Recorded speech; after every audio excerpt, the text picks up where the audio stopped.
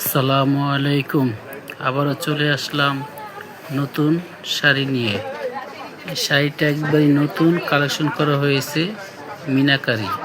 মিনাকারি কাতান শাড়ি। পাটটা খুব সুন্দর। পাড়ের ডিজাইনটাকে টাওয়ার বলা হয়। এটা হলো নিচের পাড়ের ডিজাইন, বডিতে জিগজ্যাগ ডিজাইন করা, তার ভিতরে মিনা করা, ফুল করা সুন্দর শাড়ি। এটা হলো উপরের পাড়, সেম পার্টটাই উপরে দেওয়া আছে। নকশাটা খুব সুন্দর করে কালার করা।